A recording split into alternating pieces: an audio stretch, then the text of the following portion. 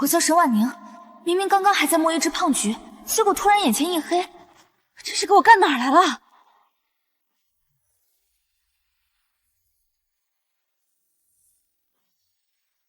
小的二筒参见宿主。妈呀，本系统绑错人了！什么？宿主息怒，来都来了！你大爷！眼瞎系统，被你绑到这鬼地方，还是重生？那咋办？我已经绑定你了，解不开。二筒啊，当离婚极度困难的时候，你该研究的不是位元法，而是如何丧偶。反正我死了，你也得销毁。从数学的角度来说，你死一死比较划算。可明明咱俩都不用死啊，咱这是顶配重生，只需你虐渣，占山为王。这副弱鸡身体，占山为王，占炕为王还差不多。毁灭吧，要么让我死，要么给我异能让我把他们都杀了。杀了女男主，这小世界就崩了。只要你虐渣，让欺负原主的人有情绪变动，就能赚积分，攒够积分就能解锁异能，原女配的怨气消散，你就自由了。现代你只能点几个模子哥，这儿能3宫6院，虐个渣，女王待遇抱回家。让我看看原主是怎么个事儿。原主沈婉宁从小不被母亲待见，当初母亲让她和姐姐换婚，她没答应。该死的是你！后来姐姐嫁人3年死了，母亲把这笔账算在她头上。她丈夫江金鱼爱的是姐姐，10年间让她不断怀孕又流产，纵容江家折磨她，只为给姐姐报仇。原主带着一身怨气上吊自杀了。我借尸还魂的这位真是周围遍地狗血啊！等攒够积分，先把你这二筒拆了，再让那些颠公颠婆给我跳脱衣舞。摊上这么个主，我人见人爱花见开花的超级无敌美丽小系统也太惨了。那还磨蹭什么？我3宫6院的模子哥还等着我呢。好，听你的。哈哈。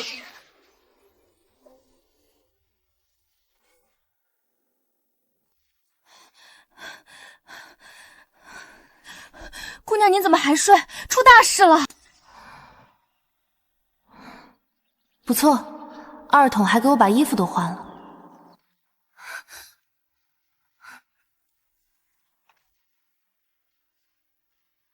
小蝶，你别吓到姑娘，都火上房了，哪还顾得上这些？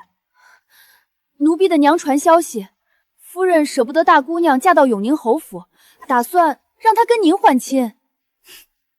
来了，狗血剧情。姑娘你还笑？拜错了堂就换不回来了。听说永宁侯府的大姑爷韩云泽38了还不能人道，就靠老侯爷撑着。老侯爷一没，他连爵位都争不过二叔，你以后可怎么过？是呀，那大姑爷的庶子可了不得，5岁杀人，9岁夺魁，13岁中进士，皇上天天带在身边。您嫁过去，就算生10个儿子，也未必能平安长大呀。夫人也太偏心了，这不是把您往火坑里推吗？装什么忠心？不过是想跟过去给江子瑜做妾罢了，哪是怕我日子不好，是怕自己到了侯府不好过吧。岂有此理！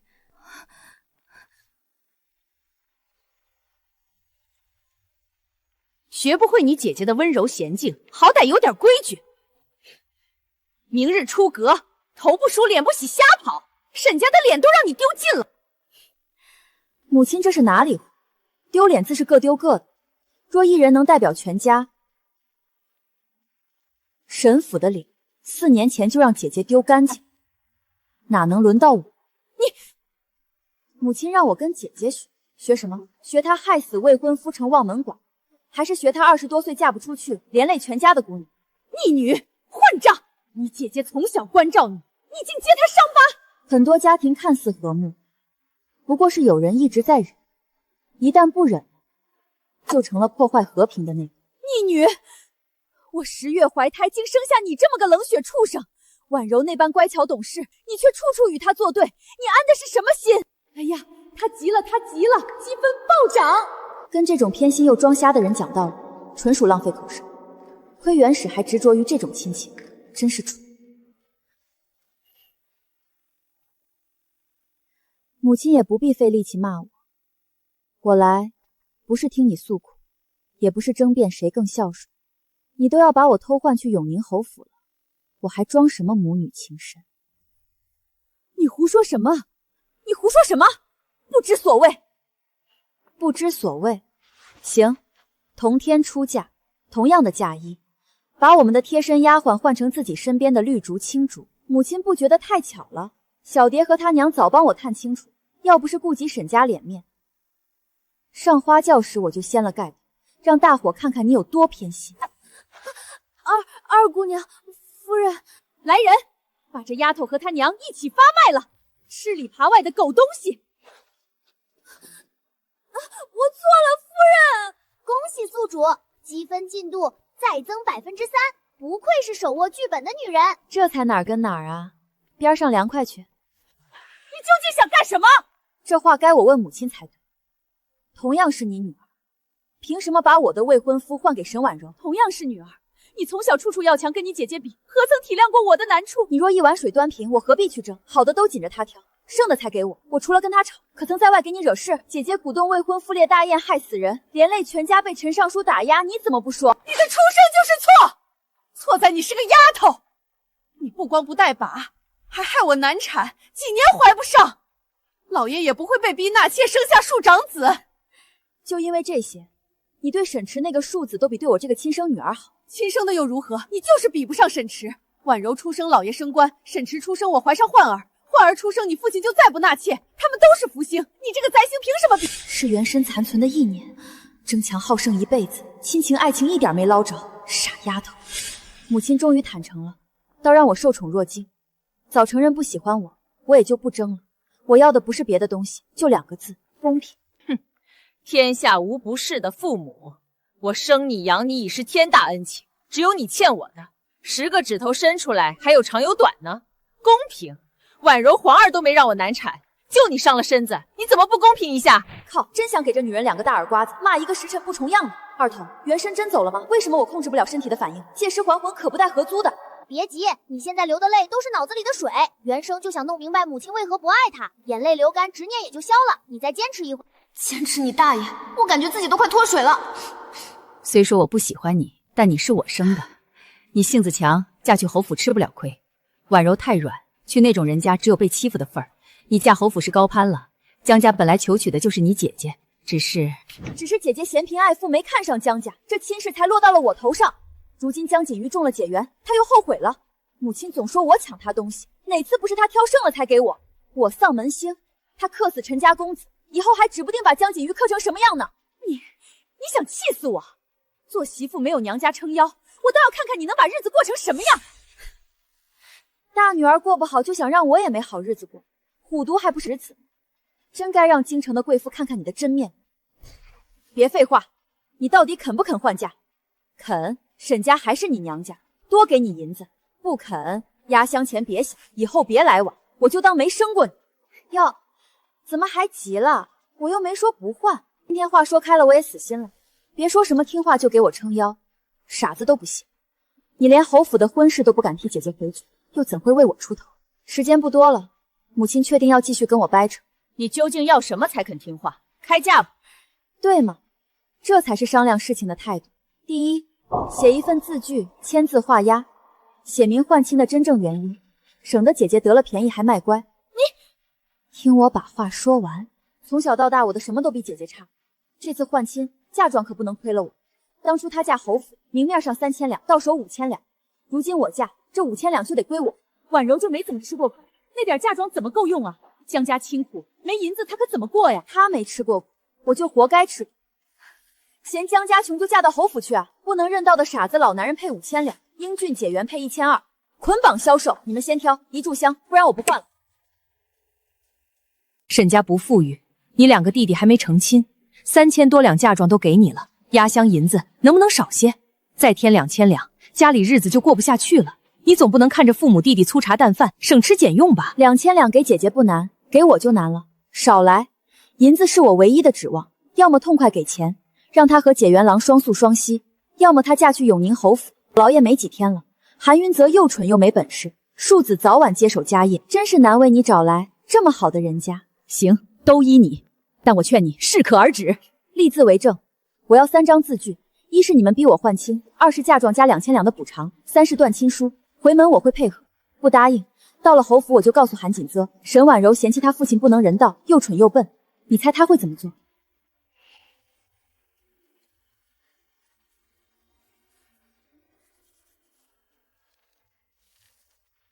手印。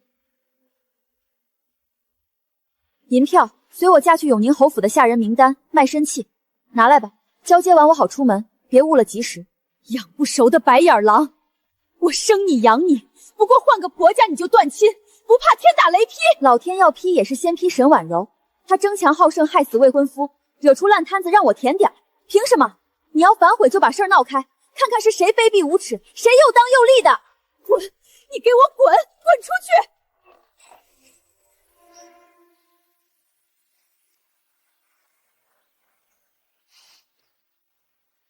寡淡长相，干瘪身材，低配版的林黛玉还装保嫁姐温柔懂事，不伦不类。江锦瑜眼瞎成这样，对这么个假仙儿念念不忘，还残害发妻，他那探花怕不是作弊来的？靠！果然能当白月光的都有两把刷子，说哭就哭，不演琼丽剧都白瞎了。沈婉宁，你又欺负姐姐！谁啊？今天大喜的日子，你就不能消停一些，还不赶紧给姐姐道歉？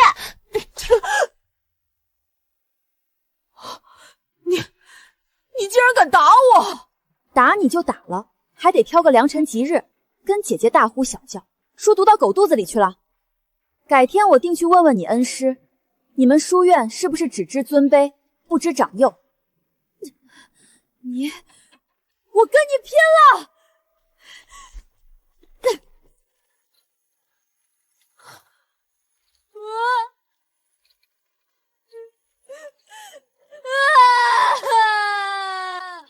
来人啊！快叫大夫！这仨还真是手足情深，一窝卧龙凤雏，沈家真是好福气。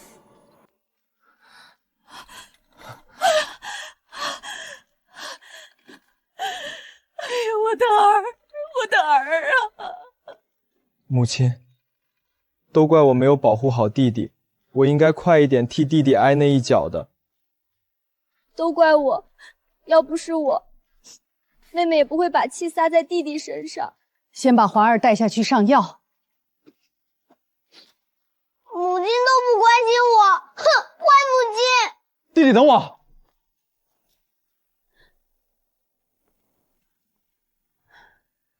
还是我的柔儿最贴心，不像你妹妹那个白眼狼，出嫁了还要立字据断关系，要银子，生怕别人捡了她的好处。阿娘，您怎么糊涂了？那种字据不是上赶着留把柄？嫁妆都给了他，我以后在江家怎么过？你以为我想？你是没见他混不吝的样子，我这都是为了谁呀？娘亲，是柔儿错了，柔儿只是妻二妹妹，竟狠心跟你断绝关系，要不还是我嫁过去吧。好了，别哭了，娘亲把这压箱底给你涨到600两。这口运气总算散了些了，何必呢？感情如沙，握得越紧，流得越快。宿主说的对，适当的松一松手，可能收获更好的成果。不，我的意思是，握不住的沙，不如扬了它；得不到的情，就快刀斩乱麻。二筒，这个给我保管好。我堂堂宇宙无敌、超级聪明、人见人爱、花见花开的高级系统，给你保管这玩意儿。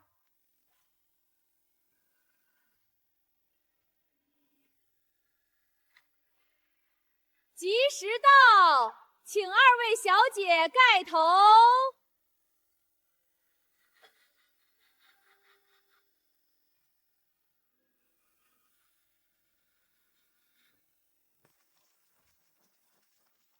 嚯，沈家这陪嫁，怕是10里红妆都不止。2位小姐同日出门，好大的排场！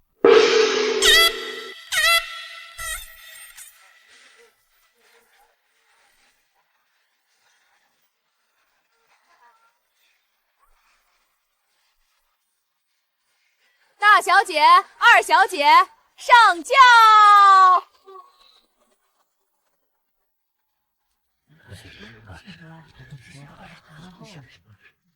起轿！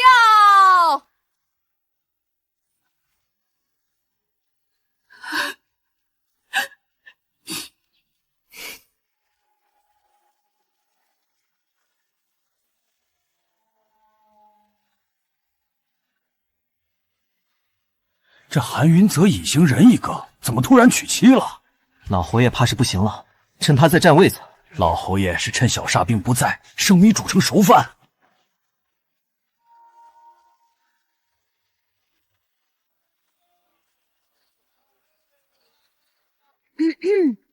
宿主，你这样子，我有点想替你唱一首忐忑啊。你消停点行不？我有什么好忐忑的？老娘就赌你这狗系统不想回炉重造。异能是被锁了，不是没了。真要命的时候你赶不开。永宁侯府就当个副本刷刷，高兴了姐就陪他们演，不高兴姐就掀桌。永宁侯大喜，真是沾沾喜气啊！老侯爷70了还这么硬朗，不像是让孙子冲喜的。看来传言不假，侯夫人自这亲孙子过诊出去后就不待见，大婚都没个笑模样。新人入华堂。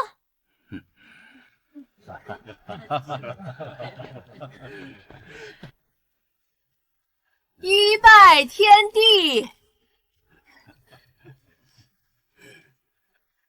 二拜高堂，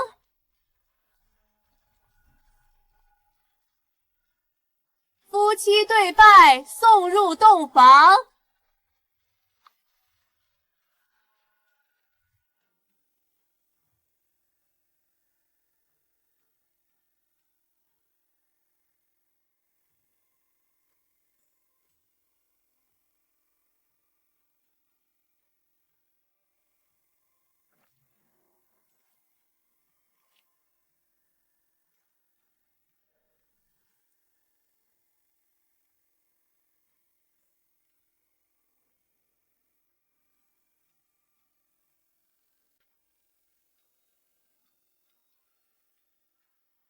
傻了吧？本童子给你科普一下，古人早婚早育，虽不像康熙老爷子12岁就当爹，但大部分17、18就成亲了。30出头当祖父的比比皆是。韩云泽28岁，叫老男人一点不冤枉。狗系统，不是说这老男人快40都能当人祖父了吗？瞎啊，这不妥妥一小奶狗吗？可你没说他如此年轻嫩滑呀，尤其这双眼睛，透着大学生般的清澈和愚蠢。天真无邪，确实跟老男人不沾边。两位新人吃子孙饺子了，尝尝生不生？生，还行，确实还行，不太熟也能凑合。长得乖也就罢了，性格还这么实在，乖。以后让姐姐疼你，这时候就要说生。哦，生。那就祝二位早得贵子，奴婢告退。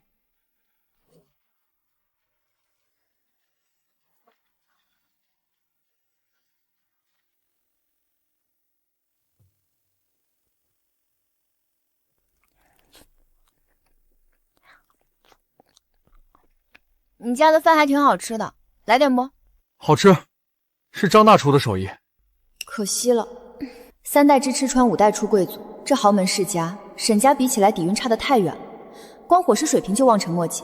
要是天天这么吃，日子也不是不能过。何况这乖乖相公很和解的演员，努力干饭的样子超卡哇伊。你不吃了吗？别客气，当自己家一样。什么叫当自己家一样？这以后就是我自己家。放心，我字典里就没有客气俩字儿。哦。鱼找云，虾找虾，乌龟配王八。虚岁18的妙龄少女像个怪阿姨，28岁的老男人反倒像个纯情少年，绝配。饱啦？那咱俩聊聊天，怎么忽然不高兴了？没有，夫人，我能跟你商量个事吗？你说，我听着。我就是一时紧张，说话才不连贯，夫人怎么可以学？我说，你真是我夫君吗？我舅舅家10岁的小表弟看着都比你成熟。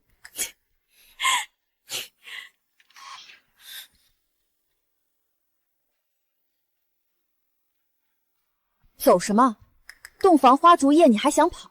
早知是个吃货本筒子，直接报菜名不就完了？还傻了吧唧被抓住弱点。哦，这还是个色鬼，提前甩张韩云泽的美照，估计直接把这货吊成翘嘴。新夫人跟所有女人好像都不一样哎，说话不是娇滴滴的，也没有来回转弯让我听不懂。夫人不是应该求我留下，或是威胁我不准走吗？怎么直接动手了？因为动手快啊，能动手干嘛瞎逼逼？二童，韩锦城真是韩云泽亲生的，这货智商堪比二哈，蠢得可爱，一个能不知死活给未成年主子下药强迫的丫鬟，估计智商也高不到哪儿去。这俩货负负得正，还能生出少年天才，这是物极必反吗？虽然听起来很不科学，但从生物学角度讲，这货还真是韩锦城的生父，就当是基因突变吧。傣猪出好孙，鸡窝飞凤凰嘛。你悠着点玩，如果你想干点什么，建议暂时把我关闭。安了安了，姐没那么饥渴。我想回家。回什么回？这不就是你家？你祖父没跟你说成亲之后要跟我一起睡吗？你别欺负我，小心成儿回来会打你的。成儿可厉害了，连我二叔都怕他。我说，你没觉得你拿儿子吓唬人有什么不对吗？人家仗势欺人的都是说我爹是谁，我爷爷是谁。你这么大人了，还要靠你儿子撑腰，你也不惭愧？为什么要惭愧？成儿就是很厉害啊，他才6岁的时候写的文章就超过我。祖父说他是万中无一的天才，比我爹还厉害。我说的爹是指我原来的大伯，他也是个神童。你爹是神童，你儿子也是神童，就你笨得这么稳定。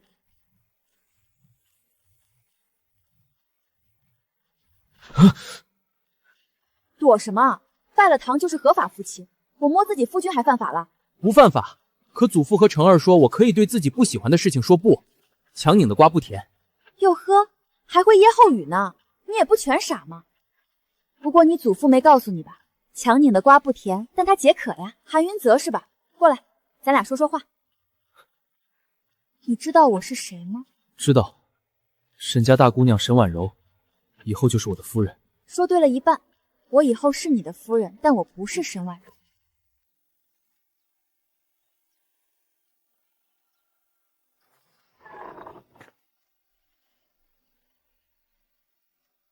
阿柔，今日忙活了一天，累坏了吧？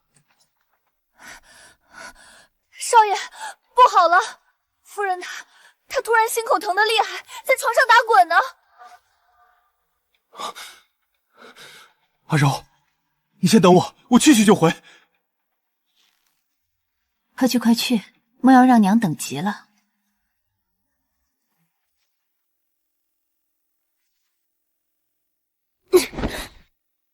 新婚之夜独守空房，分明是故意算计我。啊？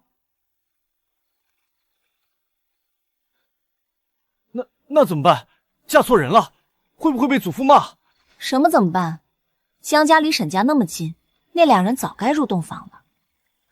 我那好姐姐沈婉柔肯定早就发现嫁错人了，可到现在江家也没来人说一声。你猜为啥？你是说你姐姐不想嫁给我？你原来的未婚夫江锦瑜也不在乎娶的是谁，所以他俩就将错就错，不打算声张了？可以啊，韩云泽，你这逻辑思维不是挺缜密的吗？一点都不傻呀，我还以为你要想半天呢。祖父和成儿也说我不傻，可其他人都说我傻。我学东西就比一般人慢那么一点点，不过很多事情我都懂的。我知道女孩子都不想嫁给我这样的，也很正常。谁说的？我就觉得夫君你很好，我还赚了呢。你原来的未婚夫江锦瑜，若对沈婉柔没意思，也不会跟她圆房。可你看起来一点都不难过。未婚夫不过是父母之命媒妁之言罢了，我与他本就不熟。有的人乍一看不怎么样，相处久了还不如乍一看的。江家的婚事本是沈婉柔不要的烂摊子，后来他原定的未婚夫死了，我定的那货又中了解元，他就又反悔了。姐姐被定给你家后，我娘急疯了，认定侯府是火坑。我无所谓，嫁谁不是嫁，还能趁机多坑点嫁妆，何乐不为？果然还是傻，别人说什么你就信什么，比我舅舅家的小娃娃还好骗。你刚才说那些都是骗我的，你怎么可以拿自己母亲的名声开玩笑？太过分了！我只是说你很好骗，又没说我在骗人。长得挺乖，怎么是个急脾气？没骗你，我说的都是真的。你也别说什么让我和离归家的话，我娘家人不要我，我也没地方可去。韩云泽，咱俩都拜过堂了，是名正言顺的夫妻，你会一辈子养我的，对吧？那现在怎么办？要不要去找祖父，跟祖父说清楚这件事？不用，大晚上的，侯爷年纪大了，该休息了，不能打扰他老人家。明早再说，纸始终是包不住火，这件事迟早会被知道的。解决方法不外乎也留有两种，要么咱们将错就错，继续做夫妻，要么祖父震怒，问责江家和沈家，把我退回去，那估计我也就玩完了。不会，我祖父可慈祥了，他不会把你退回去的，我保证。拉倒吧你，没权没能力的，上靠祖父，下靠儿子，你拿什么保证？老侯爷只对你慈祥，要是知道沈家整出这模子，指定会生气。你也不想祖父气坏身子，对吧？这就对了，夫妻一体，所以咱们必须坦诚相待。我不骗你，你以后也不许骗我。至于祖父那里，你明早跟老侯爷说，你对我很满意，咱们就将错就错，也免得他老人家心里不舒服，气坏了身子。不要，祖父说，不可以因为怕他担心，就不说实话。撒谎是不对的，会让祖父生气的。好吧，还真是个听话的乖孩子。行，实话可以说，但只能跟祖父一个人说，绝对不能跟府里其他人说，听见没？别家宿主，洞房花烛夜都是天雷勾地火，你当上幼儿园阿姨？你放心。婆母，锦瑜，我的儿，这究竟是怎么回事？为娘当初定的不是沈家二姑娘沈婉宁吗？这怎么会是她沈婉柔？母亲，您息怒。昨儿家沈家两位小姐同时出嫁，人多混乱，不曾想上错了花轿，拜错了堂，酿成了大错。事已至此，也只能将错就错了。孩儿钟情的本是婉柔，如今能得偿所愿，说不得是爹在天之灵保佑，圆了孩儿的心愿。这小贱人还真是好手段！我这般乖巧孝顺的儿子，如今为了这狐狸精，竟搬出死去的父亲。婆母，千错万错都是我的错，您怎么罚我都行，千万别气坏了身子，不要责怪锦瑜。如今若不能将错就错，婉柔只能一死了之。锦瑜是您亲手教导出来的，她心地善良，不忍让我枉送性命，这才……婉柔，你可千万别做傻事，母亲一向心善，她不会拆散我们的。母亲，儿子求您了。婉柔已经是我的人了，木已成舟，您就成全我们吧。婉柔已经是我的人了，木已成舟，您就成全我们吧。为了这贱人，你竟然如此不爱惜自己的身体，又是下跪又是磕头，一点都不顾及娘的感受。你这哪里是求我成全，分明是在戳我这个当娘的心啊！好了，你们这是干什么？地上凉，赶紧起来吧。从小到大，凡是你想要的，母亲哪样不依你？婉柔这孩子，我也确实喜欢，乖巧懂事。母亲，您这是同意我们了？我不同意又能如何？木已成舟，婉柔乖巧知书达度，若是能嫁到咱们江家，娘只有欢喜的份儿。可，你也知道，她原是定给永宁侯府的啊。婆母放心，永宁侯府这次急于娶人进门，听说是老侯爷身体欠佳，为了心愿，不在乎娶的是谁。二妹妹贪慕虚荣，如今到了侯府，怕是早已被侯府的富贵荣华迷花了眼。老爷，夫人出事了！昨日不知怎的，两位小姐上错了花轿，江姑爷已经跟咱们大姑娘圆房了。你说什么？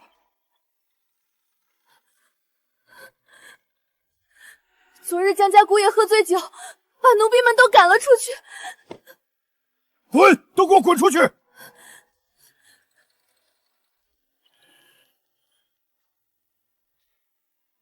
朱蕊，事到如今，你没什么要跟为夫说的吗？夫君，妾身也是实在没法子了。柔儿是咱们的长女，我不能眼睁睁看着她跳进火坑啊！你就再疼柔儿一回，原谅妾身这一次吧。糊涂，真是蠢妇！难道为了她一个人，你连整个沈家都不顾了吗？你当别人都是傻子吗？你若真不想柔儿嫁进永宁侯府，当初就不该应下这门亲事，自作聪明。我平日敬重你，念你持家不易，你苛待宁丫头，我都睁一只眼闭一只眼。可她到底是沈家的骨肉，你就没半点亏心吗？沈家出了这样的意外，归根垫底是你管家不力，识人不清。如今事已至此，无论永宁侯府说出什么条件，咱们都只能受着，没有反驳的余地。夫人，为了皇儿，为了咱们沈家的未来，恐怕要委屈你了。老爷，你这话是什么意思？请罪就要有个请罪的态度。你自请去家庙祈福，闭门思过。无论老侯爷怪不怪罪沈家，你都暂且待在那里。你放心，过个3年2载，等这件事淡了，侯府的怒火消了，我就把你接回来。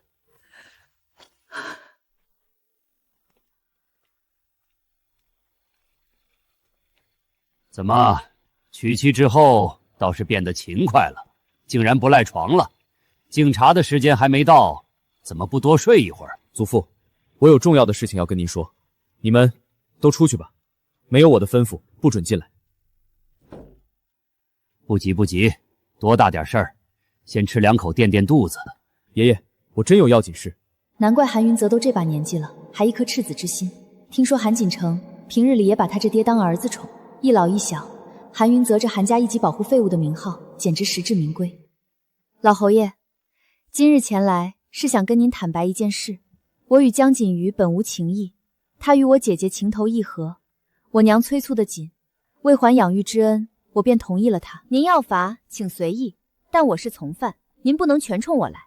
若是您愿意让我们将错就错，比起不甘不愿的姐姐，我觉得自己更适合韩云泽。爷爷，您别生气，婉宁不是故意的，都是沈夫人逼她的，您就原谅她吧。我觉得婉宁很好，我想跟她好好过日子。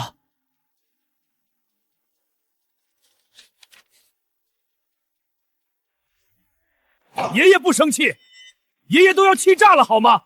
沈氏不过一个五品盐人，竟然敢拿我永宁侯府继承人的婚事做法子，真当我们永宁侯府没人是好欺负的？不过你这小丫头倒是有几分胆识，遇事不慌，比那沈婉柔通透多了。真喜欢我大孙。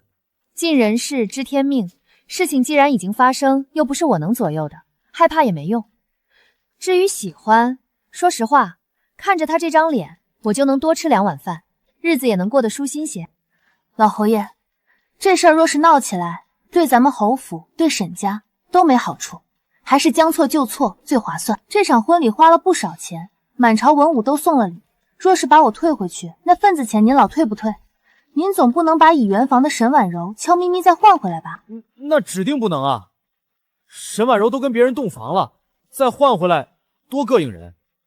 再说，孙儿不想再成亲了，太麻烦了。沈家这丫头有勇有谋，性子爽利，泽儿对她没有丝毫嫌弃，反倒满眼依赖。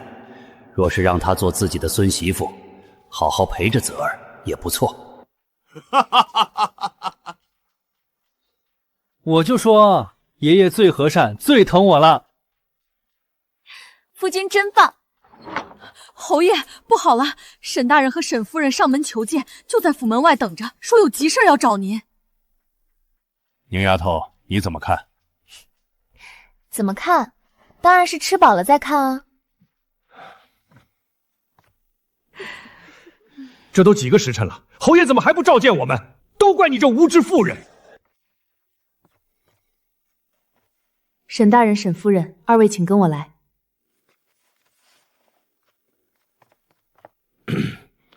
要接待沈家夫妇了，你们俩多到屏风后面待着去。是。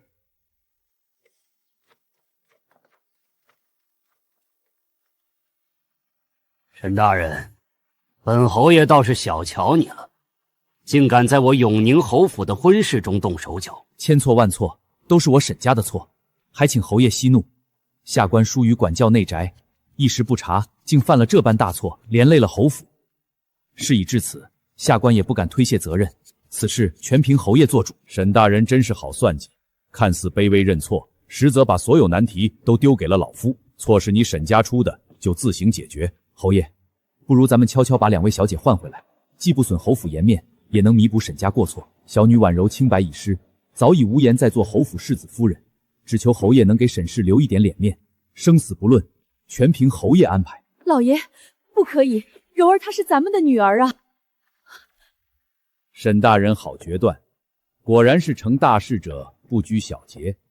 只是本侯爷却不想担了逼死你沈家女儿的骂名，落得个心狠手辣的名声。古代人心眼子也太多了，一个个勾心斗角，累不累？呵呵，是当官的心眼子多，能位列朝堂的都不是一般人，只要不是阴风或者买官上来的，大臣蠢的概率比皇上蠢的概率还低。那倒也是，当皇帝最重要的是血脉和大妈，赶上皇室生育能力拉麻的，根本不用走到夺嫡那一步。千顷地一根苗，别管结的是倭瓜还是冬瓜，都只能是他。那可不，这时候考上秀才，相当于现代硕士；进士及第，相当于985大学教授。我那13岁就考中进士的庶子，得是何等妖孽！给这种智商超群的人当后妈，真的压力山大啊！有这样一个爹，那位神童应该没有厌蠢症。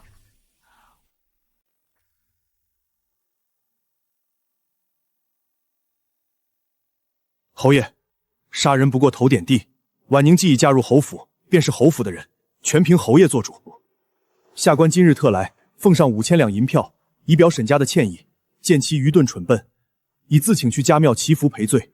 侯爷若是还不满意，还请明示，只求莫要牵连沈氏一族。千错万错，都是渔夫之错，求侯爷网开一面。要是看不上我家二丫头，休了她就是，或是留下她做个奴婢也成，只求您放过我家老爷。我这就去家庙祈福赔罪。蠢女人！沈夫人言重了，本侯也不是不讲理的人，就按沈大人说的办吧。若是日后有人问起此事，还望沈家不要推卸责任。沈婉宁既已是我侯府未来的当家夫人，她的名誉绝不能有闪失。是，下官记住了。婉宁自幼乖巧懂事，若有什么做得不到位的地方，还敬请侯府多多教导。侯爷，可否让下官夫妻二人见见小女婉宁？想必宁儿昨日受了惊吓。再有就是2个孩子的贴身丫鬟，毕竟都是伺候惯了的。香秋，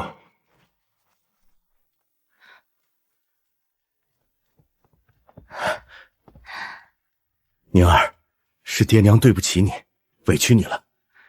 你娘老糊涂了，回头爹一定好好责罚她。事已至此，你也想开些，泽儿是侯府世子，将来袭爵，你就是名正言顺的诰命夫人，你的好日子还在后头呢。不作为的爹，偏心的妈，占便宜没够的姐弟，吃亏的永远是他。过去的10几年，这爹跟个象形符号一样，这会儿复活了，无利不起早。既然你话说的这么漂亮，那我就不客气了。母亲从小就偏心姐姐，女儿也早就习惯了。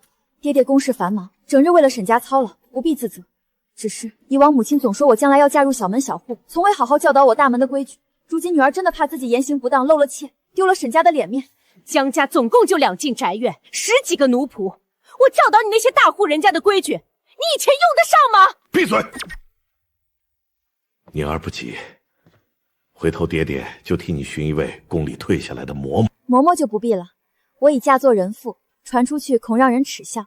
这侯府的规矩，自是丫鬟婆子最清楚。女儿初来乍到，比起规矩，还是想法子融入侯府，讨得老侯爷和侯夫人的欢心更重要。您说对不对？好孩子，这么想就对了，懂得变通，懂得讨好长辈，才能在侯府站稳脚跟。有什么需要爹爹做的，尽管说。等的就是你这句话。有爹这句话，女儿就放心了。你也知道，阎王好见，小鬼难缠。这侯府一大家子人，脾气秉性禁忌喜好各不相同。我这个外来的媳妇儿，总要知道一二不是。丫鬟婆子还有各位主子的赏赐打点，爹您看。沈婉宁，你还好意思要银子？沈家的家底都快被掏空了，哪还有什么闲钱给你？哦，那算了，爹娘以后当没我这个女儿就好。我在这侯府里本就不受人待见，想来也帮不上家里什么忙，反倒还要连累你们费心。呸！少在这里阴阳怪气的装可怜。家里孩子的月例银子都是一样的，婉柔能结交那么多世家贵女，偏你没几个朋友。我看你就是变着法子捞钱。母亲说这话不觉得亏心吗？京城里的世家小姐，谁是指着那点月例银子过活的？姐姐交朋友都有来有往，人缘能不好吗？无利不起早。我不打赏府里的丫鬟婆子，谁会真心立我帮我？您原先不也偷偷打点过我爹身边的小厮，让他们注意我爹有没有养外室吗？你强词夺理！好了，吵什么吵？宁儿想得周到，只是家里近来确实不富裕，回头爹紧一紧，让人给你送500两银票。老爷，他这是故意讹钱啊！闭嘴！你若再这般胡搅蛮缠，以后就一直在老家庙待着，别出来了。就算我早就跟沈家断绝了关系又如何？你敢让沈崇礼知道真相吗？只要他不知道，就会一直觉得亏欠，就会源源不断的往我身上砸钱。就问你气不气？死丫头，仗着我不敢让老爷知道肆意嚣张是吧？等我娘家哥哥升官，惠儿金榜题名，婉容笼络住江锦瑜，等沈家风光起来，看你还怎么在我面前嚣张！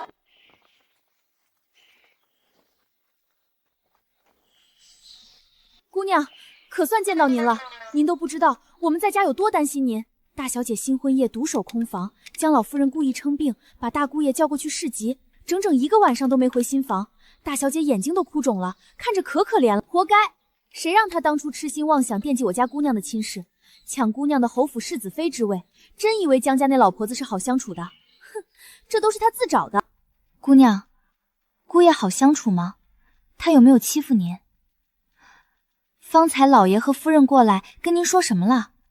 以后咱们是不是就要在这侯府一直过下去了？放心放心，都别担心，老侯爷很好说话，你们姑爷更是单纯的很，脾气好的没话说。以后这儿就是咱们的地盘，原班人马。这几天等我摸清府里的深浅，再做打算。姑娘放心，小桃发誓，以后一定好好伺候您，不给姑娘惹祸。你家姑娘也不是泥捏的，没那么容易被欺负。以后在府里真有人欺负你们，也用不着忍气吞声，打得过就打，打不过就跑。一大早被打包过来，想来你们早饭都没吃吧？桌上有现成的点心，随意吃，不用客气。最大的小桃也不过16岁，春儿和杏儿才14岁，都是未经世事的好姑娘。可上辈子一个比一个惨，不能再想了。忍一时，辱增生，退一步，越想越气。好在这辈子早早就解决了小蝶那个伥鬼，等姐腾出空来，再好好收拾江家那群黑心肝。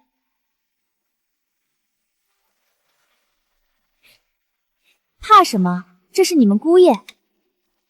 夫君，你也认认人，这3个是我的贴身丫鬟，小桃、春儿、杏儿都是跟着我多年的贴心人。见过姑爷。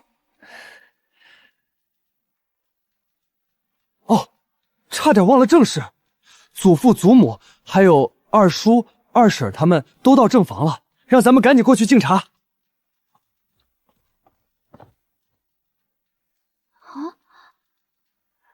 不是说姑爷是个老男人吗？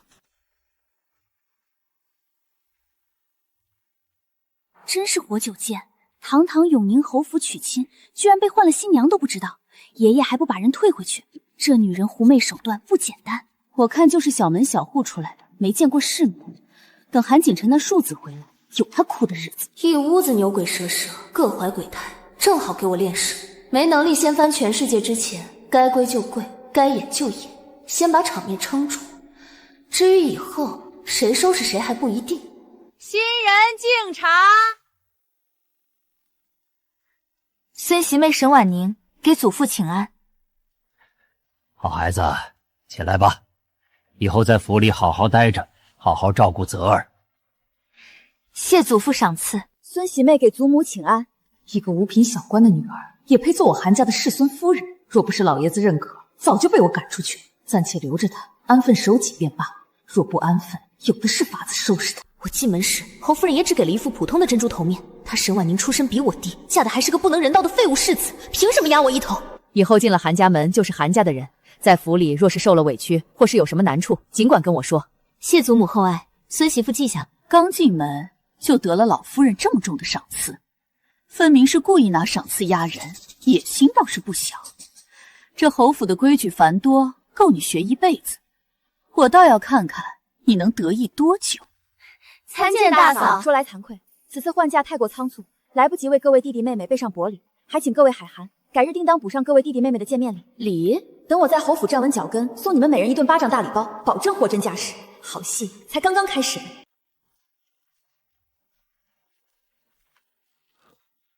夫人，我月钱花完了，以后想买画本都没钱了。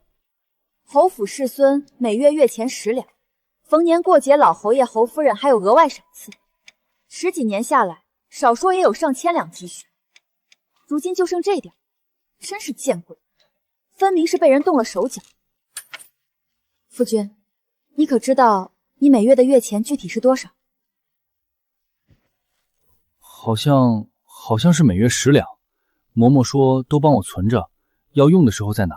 那你平时买的画本子多少钱一本？每次买几本？每月大概去买几次？画本子有贵有贱，50文到100文不等，每次买1、2本，每月去3、4次，我没花多少的。小桃，去把李嬷嬷叫来，就说我有要事找她。香秀，你进来，做个见证，看看这锦芳院的规矩是不是该好好整顿整顿了。你的银子这么多年一直是谁在帮你保管？是李嬷嬷，从小就是李嬷嬷帮我管着的。李嬷嬷，世子爷10几年的月钱和赏赐加起来上千两，为何如今箱子里只剩10几两银子？你倒是说说，钱都去哪儿了？少夫人这话就错了。世子爷年纪大了，花销也大，平日里出门吃茶看戏，施舍路边的穷人，还有买那些零碎玩意儿，哪一样不要钱？老奴兢兢业业的帮世子爷管钱，少夫人可不能冤枉老奴。真是不见棺材不落泪，你当我是傻子，还是当世子爷是傻子？今天我就拿你开刀，给这锦芳院立规矩，让所有人都知道什么该拿，什么不该拿。来人！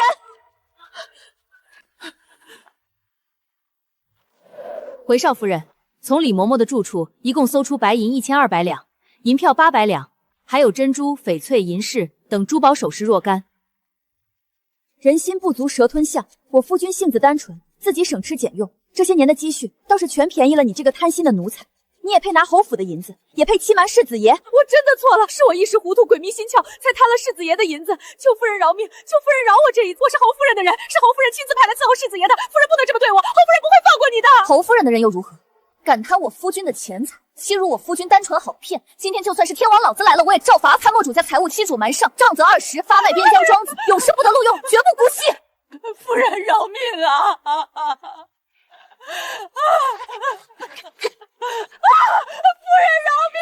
我错了，我再也不敢了！救命啊！都给我看清楚了，欺主、贪财、造谣、背叛，这就是下场。我不管你们以前是谁的人，谁派来的，进了我锦芳院的门，就得守我的规矩，听我的吩咐。谨遵夫人吩咐。夫人好厉害，大家都怕夫人，以后有夫人在，再也没人敢欺负我，再也没人敢偷我的钱了。少夫人真是杀伐果断，既有威严又有担当。老侯爷当初交代我好好辅佐少夫人，看来侯爷的眼光没错。这锦芳院的第一把火烧得正好，从今往后锦芳院由我说了算。你看，以后咱们的月钱赏赐这些收入就记在这一栏，买画本、打赏下人这些支出记在另一栏，每月一对账，哪里花了钱，剩了多少钱，一眼就能看明白，再也不会乱了。夫人好厉害，这法子比先生教的那些记账方式简单100倍，一看就懂。这傻子学东西倒快，就是以前没人好好教。明明脑子不差，反应也快，偏偏被府里人养得单纯懵懂，连基本的记账都不会，真是可惜了。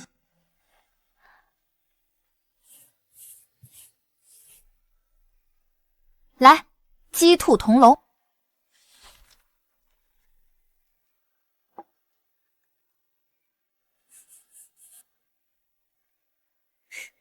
这叫傻？就这脑子，数学天赋能碾压京城里一片读书人。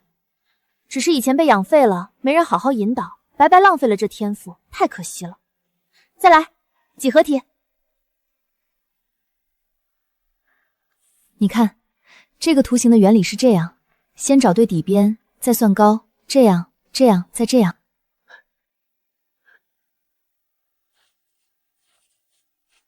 太有意思了，比画本子好玩100倍。夫人是神仙吗？怎么什么都会？比书院的先生还厉害。夫人，我算出来了，我算出来了，你快看，对不对？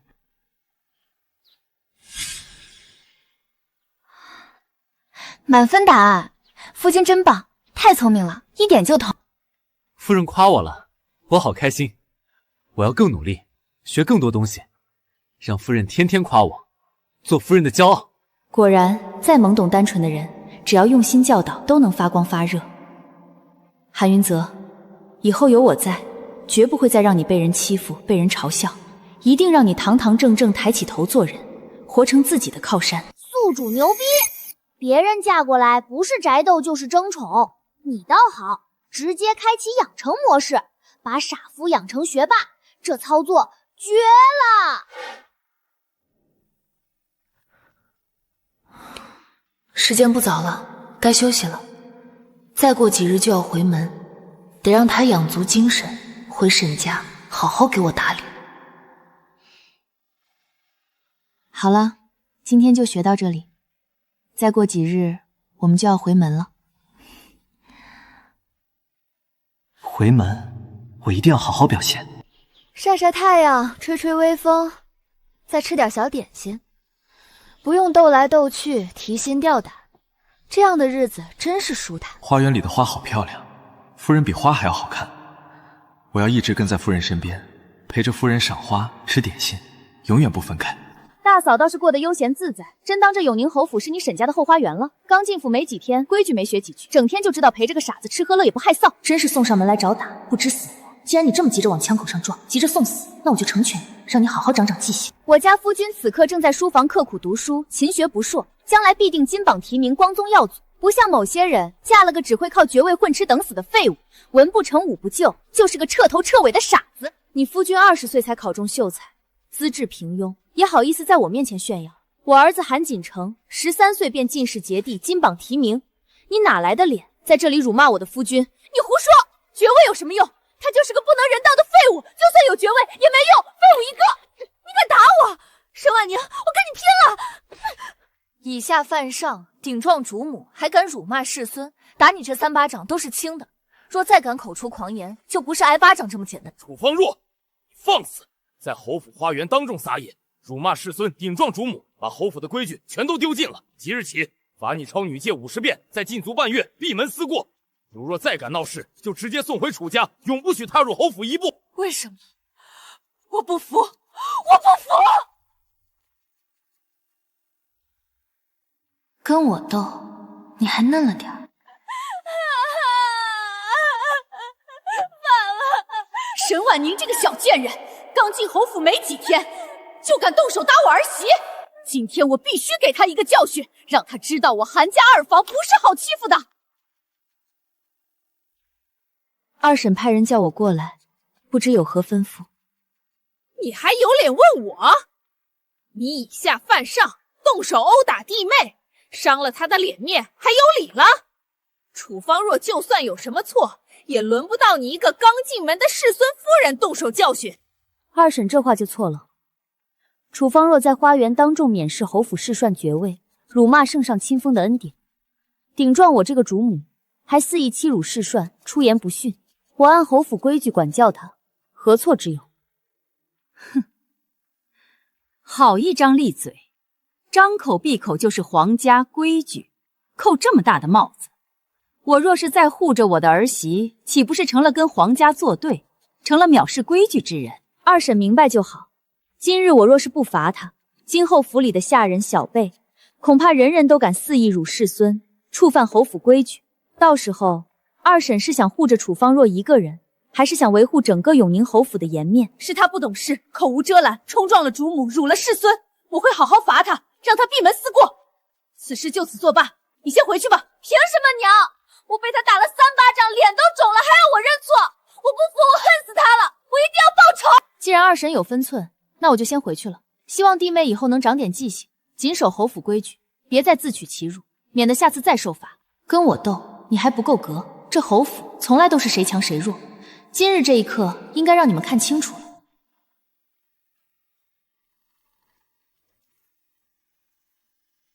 我的天，姑娘，这一套首饰也太贵重了吧，怕是能换半座城了。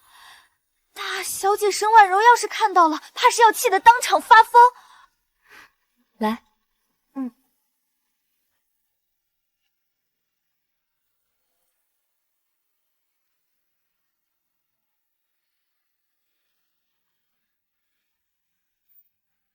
沈婉柔、江锦瑜，你们准备好了吗？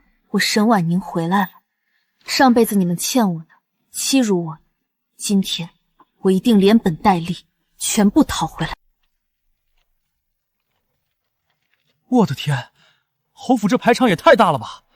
这5车回门礼，怕是抵得上咱们普通人几辈子的身家了。可不是嘛，这气派，京城里也没几家能比得了。二姑娘这是真的风光了。凭什么？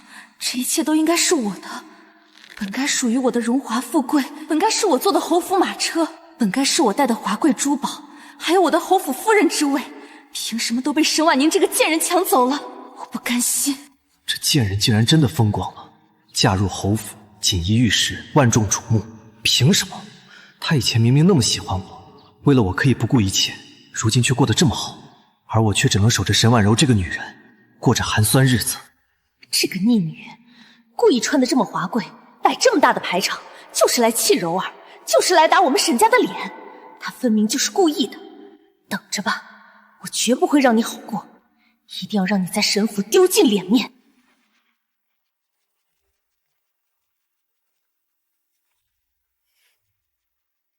姐姐，姐夫，好久不见，别来无恙。我得装可怜，装委屈，让围观的路人都同情我，都觉得沈婉宁嚣张跋扈，最好都指着她的鼻子骂，让她颜面扫地。唉，这朵丑不拉几的白莲花又要开始演戏了。可惜啊，姐我早就不吃你这一套了。真是没有对比就没有伤害啊！二姑娘嫁的也太好了吧，侯府气派，珠宝华贵。反观大姑娘嫁的也太寒酸了，连回门礼都这么简陋。可不是吗？侯府这排场真没谁了，大姑娘真是亏大了。放着侯府世子妃不做，偏偏选了这么个寒酸的读书人。听说本来是大姑娘嫁入侯府，结果她嫌弃侯府小侯爷不能人道，死活不肯嫁，最后才换成二姑娘过去。我就喜欢你们羡慕死我，又干不掉我的样子。爽。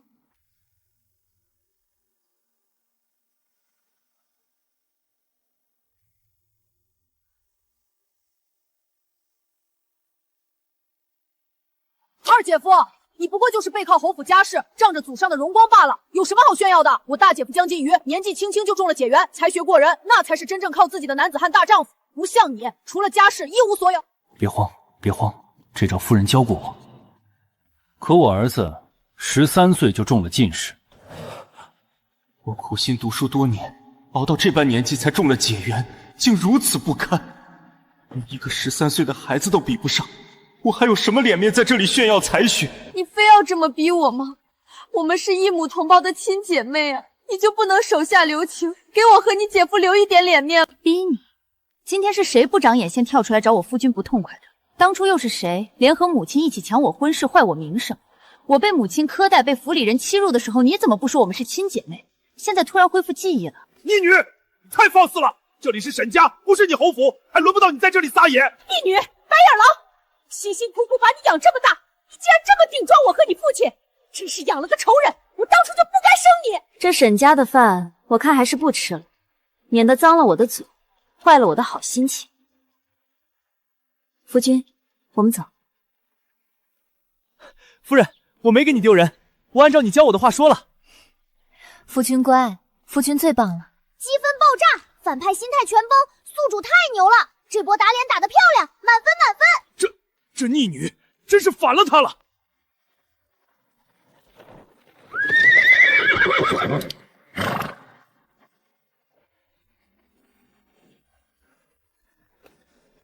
就是你，趁我南巡不在府中嫁给我爹。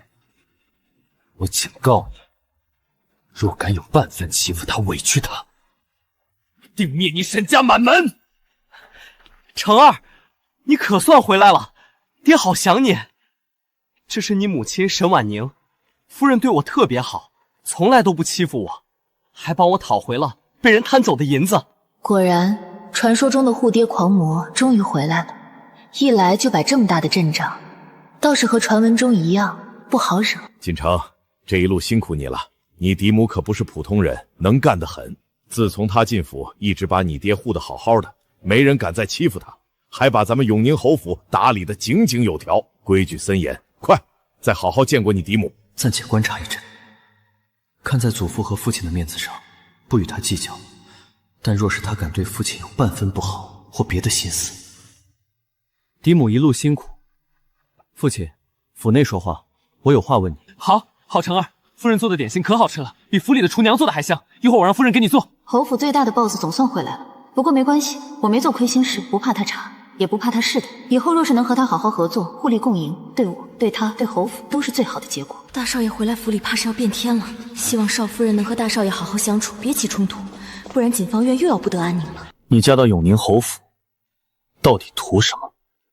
是图侯府的权势，府里的钱财，还是我爹的世孙爵位？直言不讳。我什么都不图，我只图一份安稳，再也不被人欺负。你放心，我不抢你的权，不害你爹半分，更不会毁了侯府的根基。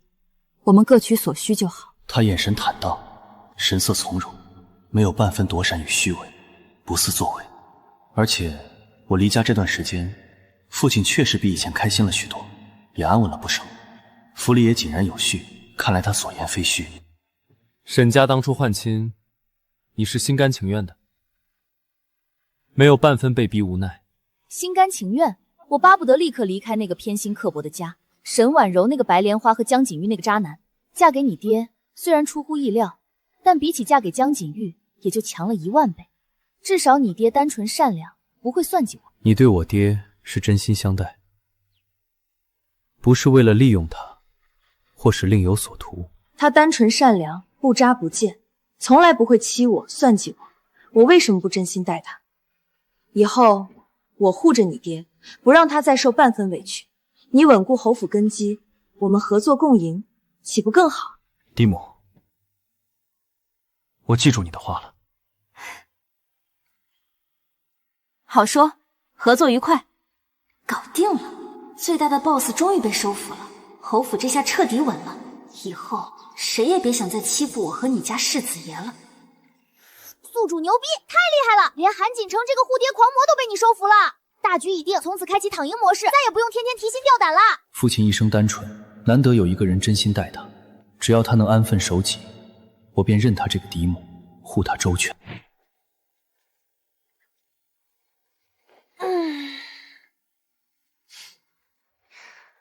从此永宁侯府后院，我沈婉宁稳坐钓鱼台。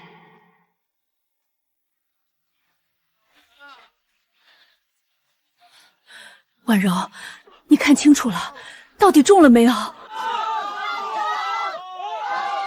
我没中，我竟然没中！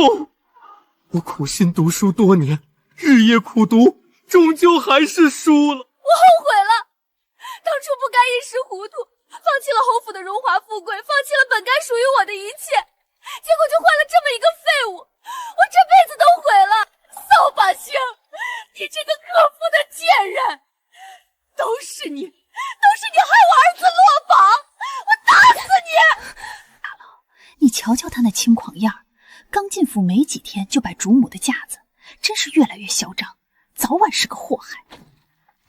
他怎么来了？难道刚才我们说的话全被他听到了？这下糟了，沈婉宁心狠手辣，肯定不会轻易放过我们的。柳姨娘在背后议论主母，挑拨府中关系，按规矩掌嘴20。今日我念在你是府中老人，给你留几分面子，好好管好你女儿。如若再让我发现，绝不姑息。大嫂饶命，大嫂饶命啊！我再也不敢了，我再也不跟着楚芳若嚼舌根了，求求大嫂饶了我这一次吧。这才刚刚开始，我要的是整个侯府都听我的。爽翻了，反派彻底崩盘，积分暴涨，宿主离解锁异能越来越近了。奉天承运皇帝诏曰：永宁侯世孙夫人沈氏温良贤淑，持家有道，恪尽职守，护佑世孙打理侯府有功，特加封为2品诰命夫人，赏黄金100两，锦缎1000匹。钦此。臣妇沈婉宁谢陛下隆恩，吾皇万岁万岁万万岁！从沈家弃女一步步混到了2品诰命，这逆袭之路总算没白走。我这白捡的好大儿韩锦城实在是太给力了，若不是他在圣上面前举荐，我也得不到这份殊荣。嫡母持家有道，护父有功，当得此赏，实至名归。好，好，好！我的孙媳妇就是有福气，有本事。年纪轻轻就得了陛下册封，成为2品诰命夫人，真是我韩家的荣耀。还好当初力排众议，留下了这丫头，没让她被沈家搓磨。如今看来，我的眼光没错，这丫头不仅能干，还能给韩家争光，不错，真是不错。虽说出身不高，是5品小官之女，但性子坚韧，骨气不弱，持家有道，倒也配得上这个2品诰命，不丢我侯府的脸面。凭什么？凭什么她一个5品小官之女，能得到陛下册封，成为2品诰命，竟压了我这个侯府2夫人一头？我输了，我彻底输了。出身比不过她，嫁的比不过她，如今连诰命之位都被她碾压，我这辈子都不可能比得上她了。我不甘心。祖父果然最偏心大方，我才是侯府嫡女，自幼在侯府长大，如今却不如一个外来的嫂子风光，连她都得了2品诰命，我却什么都没有，太不公平了。婉宁今日得封2品诰命，全承蒙陛下圣恩，也仰仗爷爷的悉心栽培与夫君的默默庇护，婉宁不敢居功自傲，往后定当更加尽心打理侯府，不辜负陛下与爷爷的期望。夫人厉害，夫人是2品诰命夫人了，以后谁也不敢欺负夫人了，我真为夫人开心。积分暴涨，异能进度条狂飙，再涨下去，宿主你现在都快成京圈顶流了。